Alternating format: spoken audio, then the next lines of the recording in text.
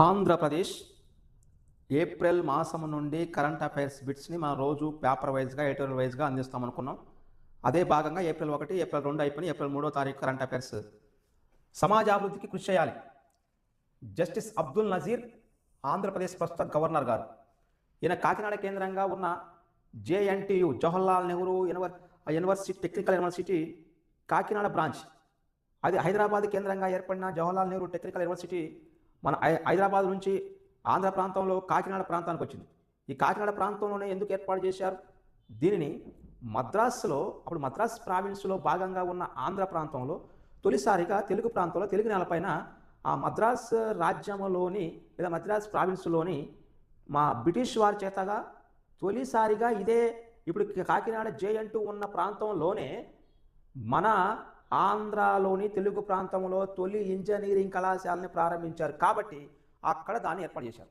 ఇప్పుడు దీని జేఎన్టీయు యొక్క 12వ స్నాతకోత్సవంలో ప్రసంగించినటువంటి ఆంధ్రప్రదేశ్ గవర్నర్ గారు జస్టిస్ అబ్దుల్ నజీర్ గారు మన భారతదేశంలోని quantum computing technology, artificial intelligence, IoT మరియు renewable energy, robotics, biotechnology, nano technology వంటి అంశాలని జోడించుకొని ముందుకెళితేనే మనము ప్రపంచంతో పోటీ పడతాం అనే సందేశాన్ని ఇక్కడ స్నాతకోత్సవాలు చెప్పారు.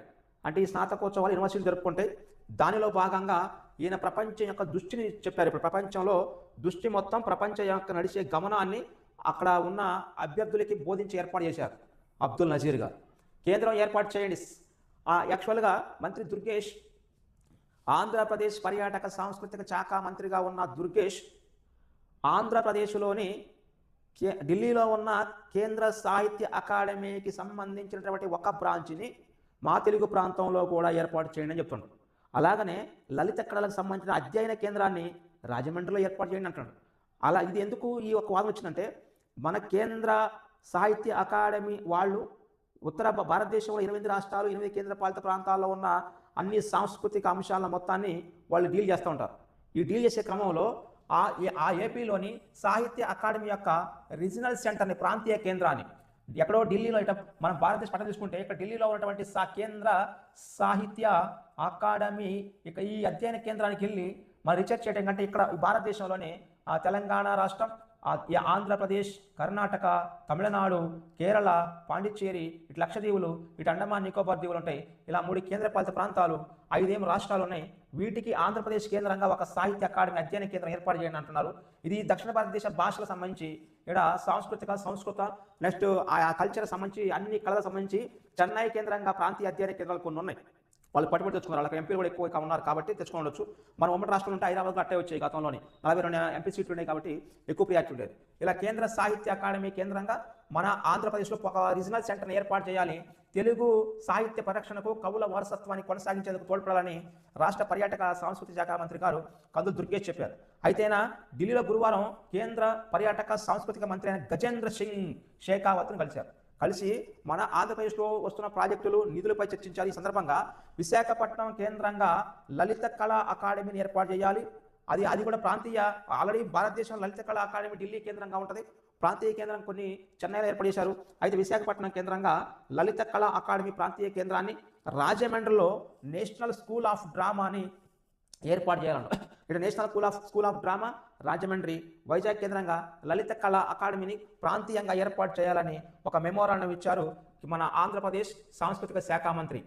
నెక్స్ట్, రెక్కలు కట్టుకుని ఎగిరే, ఇది అభయారణ్యంలో అరుదైన పక్షులు.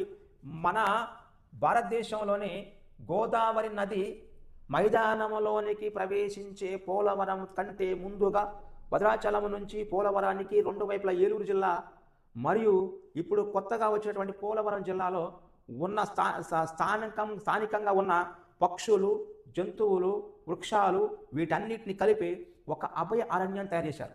ఈ అభయారణ్యం తర్వాత నేషనల్ పార్క్ అయింది.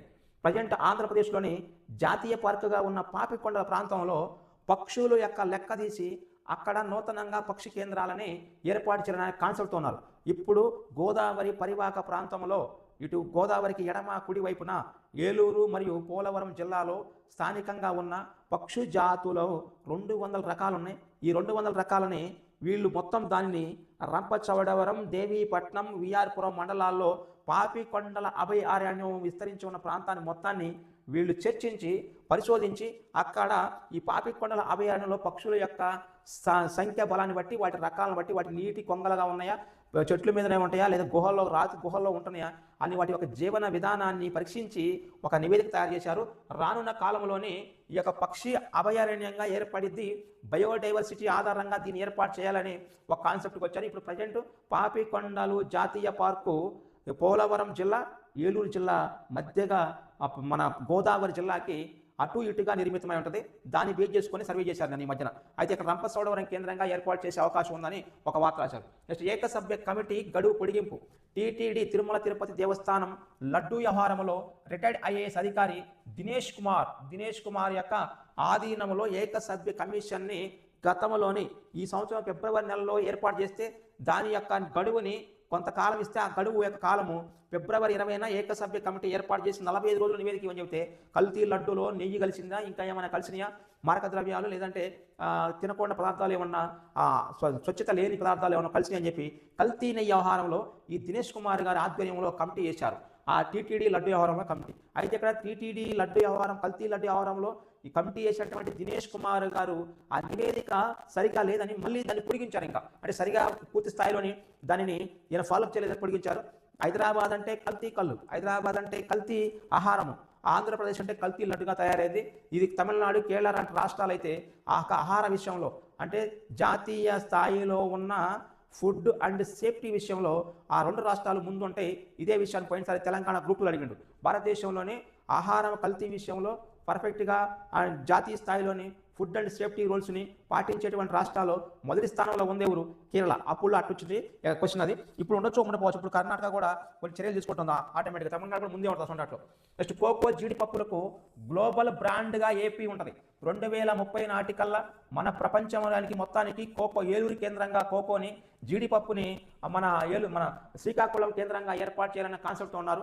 అయితే ఇక్కడ ఉద్యానవన పంటలు రాయలసీమ ప్రాంతం నుంచి ఎక్కువ ఉద్యానవన పంటలని ఎక్కువ డెవలప్ చేయాలనే కాన్సెప్ట్తోని మరియు కోకో లాంటి పంటలని వ్యాపార మరియు వాణిజ్య పంటలని వీటిని ఏలూరు జిల్లా కేంద్రంగా ఏర్పాటు చేయాలనే ఒక ప్రణాళిక.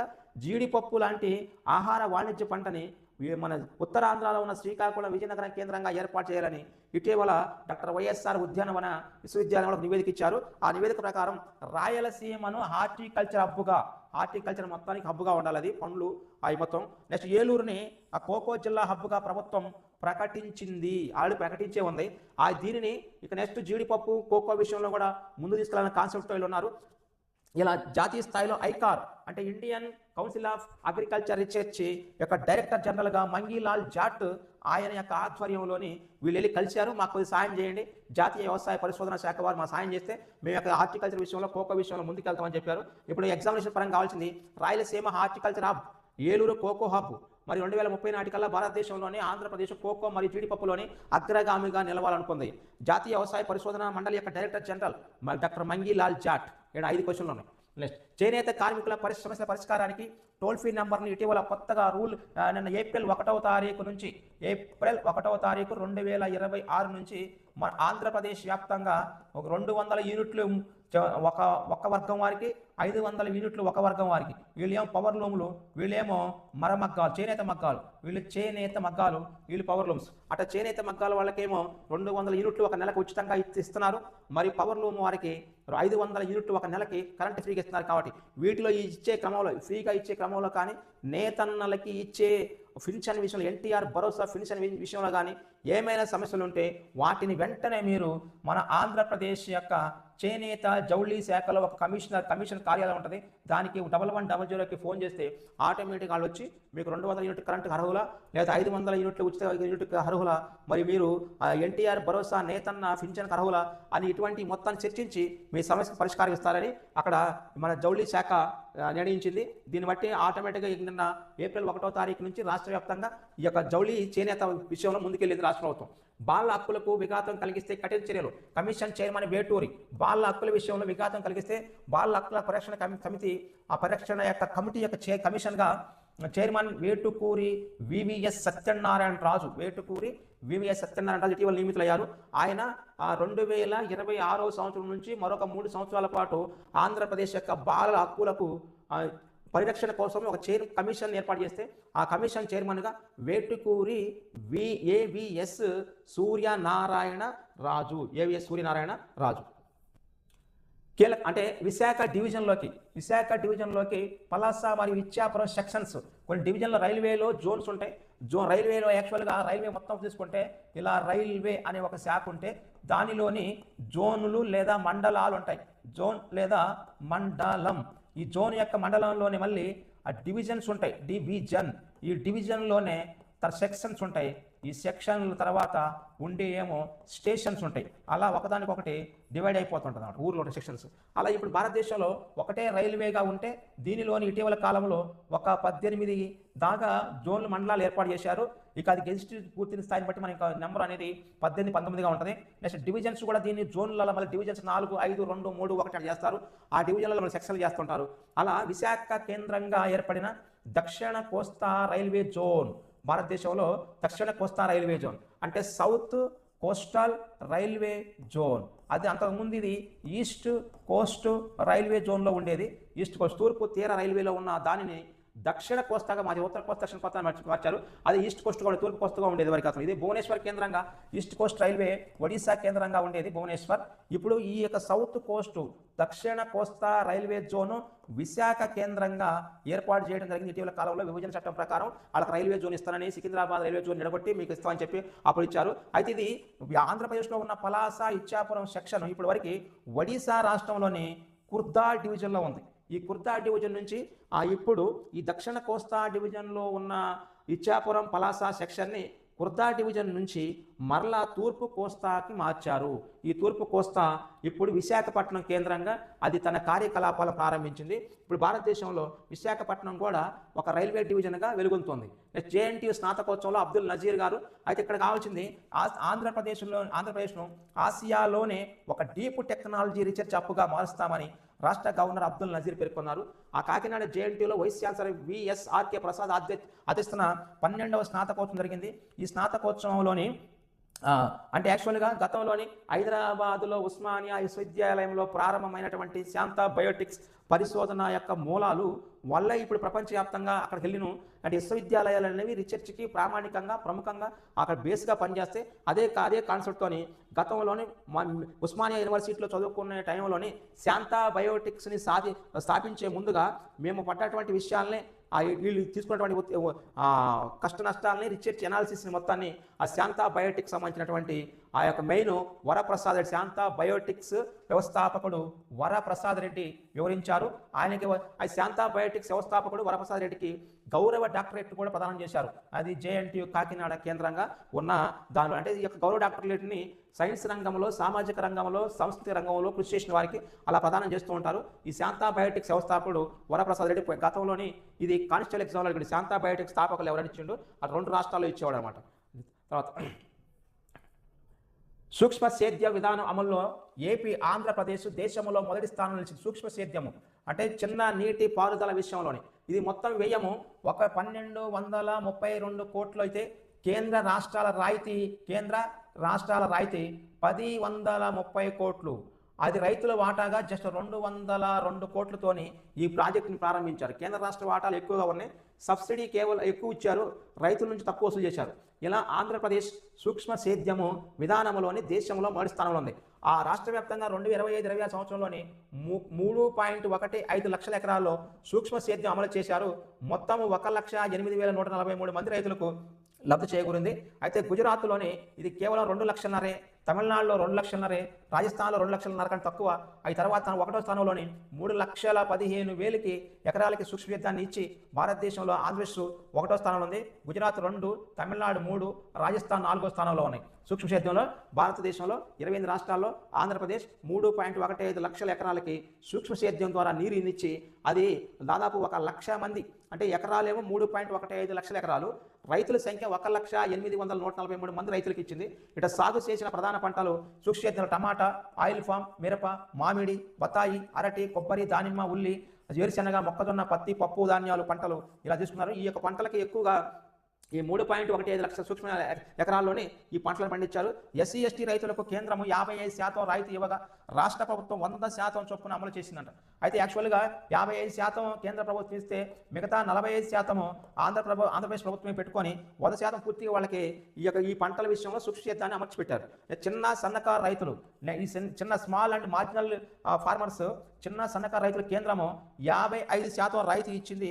రాష్ట్ర ప్రభుత్వం వారికి 90% రాయితీ వర్తింపజేసినట్టు. అయితే వీళ్ళు కేంద్రం ఇలా స్మాల్ అండ్ మార్జినల్ ఫార్మర్స్కి 50% కేంద్రం ఇస్తే, సెంట్రల్ గవర్నమెంట్ ఇస్తే, ఇక్కడ స్టేట్ గవర్నమెంట్ పూర్తిగా 40% ఇచ్చింది. కానీ వీళ్ళు 10% తగ్గించారు. కేవలం వీళ్ళు రాష్ట్ర ప్రభుత్వం 35% ఇచ్చి దీని మొత్తాన్ని 90%గా మార్చుకున్నారు. కేవలం ఇది 10% మాత్రమే రైతులు భరించారు. భరించిన దాంట్లో ఇది ఎస్సీ ఎస్టీ రైతులు మాత్రం పూర్తి ఉచితంగా ఇచ్చారు. ఇతర రైతులకు 40% చొప్పున రాయితీని అమలు చేయగా రాష్ట్రంలోని మాత్రం రాయలసీమ, ప్రకాశం జిల్లాలలో మధ్య తరగతి రైతులకు 90% రాయితీని, ఇతర జిల్లాల్లో 70% రాయితీని కల్పించారు. ఇలా కల్పించడం వల్ల భారతదేశంలో ఆంధ్రప్రదేశ్ సూక్ష్మ సేద్యాన్ని అమలు చేసినటువంటి రాష్ట్రాల్లో గుజరాత్, రాజస్థాన్ మరియు తమిళనాడు రాష్ట్రాల కంటే ముందే ఉంది నెక్స్ట్ సూక్ష్మ సేద్యం. స్వచ్ఛ ఆంధ్ర సంస్థకు 2025 సంవత్సరానికి స్కోచ్ గోల్డ్ అవార్డు 2025 లభించింది. అమరావతిలోని సచివాలయాన్ని దేశంలో మొదటిసారి ప్లాస్టిక్ రహితంగా, ప్లాస్టిక్ ఫ్రీగా మార్చినందుకు ఈ అవార్డుని దేశ స్థాయిలోని స్వచ్ఛ భారత్ మిషన్ వాళ్ళు భారత్కి కేంద్ర ప్రభుత్వం నుంచి స్వచ్ఛ ఆంధ్ర అంటే స్వచ్ఛ ఆంధ్ర, స్వచ్ఛ తెలంగాణ, స్వచ్ఛ తమిళనాడు, స్వచ్ఛ పాండిచ్చేరి, స్వచ్ఛ కేరళ అట ఏ రాష్ట్రానికి సంబంధించి వాళ్ళు పారిశుద్ధ్య కార్యక్రమాన్ని నిర్వహిస్తారో ఆ రాష్ట్రం యొక్క పేరుతో నిర్వహించారు. అట స్వచ్ఛ ఆంధ్ర సంస్థకు 2025లోని సోచి అంటే అమరావతి యొక్క రాజధాని సచివాలయ ప్రాంతంలో ఒక్క ప్లాస్టిక్ కూడా లేకుండా ఉండటం వల్ల అది మా వీళ్ళు గెయిన్ చేయగలిగారు అవార్డుని. నెక్స్ట్ హెచ్ఐవి కేసుల నియంత్రణ, బాధితులకు నాణ్యమైన వైద్య సేవలు అందించడంలో ఆంధ్రప్రదేశ్ ఏపీ ఎయిడ్స్ నియంత్రణ సంస్థ ఏపీ శాక్స్ ఉత్తమ పనితీరు కనపరిచింది. దేశంలో మొదటి స్థానంలో నిలిచింది. అంటే రాష్ట్ర వైద్య ఆరోగ్య శాఖ మంత్రి సత్యకుమార్ యాదవ్ 2025-26 ఏప్రిల్ నుంచి డిసెంబర్ వరకు జరిగినటువంటి దేశంలో ఎయిడ్స్ నియంత్రణ సంస్థల పనితీరును నేషనల్ ఎయిడ్స్ కంట్రోల్ ఆర్గనైజేషన్ నాకో వాళ్ళు మదుపు చేసి ఏపీ శాక్స్ తొలి స్థానం నిలిచింది. అంటే ఈ మొత్తం నిర్దేశిస్తా 33 సూచీలు ఉంటే దానిలో 141 స్కోర్ సాధించి 107 స్కోర్ సాధించి 141 స్కోర్ ఉంది. అంటే 33 సూచికలలో 33 ఉన్నాయి. ఆ 33కి 141 తీసుకున్నారు ఇది స్కోర్ని. దీని యొక్క 141లో ఆంధ్రప్రదేశ్ 107 స్కోర్ సాధించి 1వ స్థానంలో నిలిచింది. ఇలా భారతదేశంలో ఎయిడ్స్ యొక్క కేసుల నియంత్రణ, బాధితులకు నాణ్యమైన వైద్య సేవలు అందించడంలో భారతదేశంలోని ముందు వరుసలో ఉన్నది ఆంధ్రప్రదేశ్. ఇది గతంలో చాలా లిస్ట్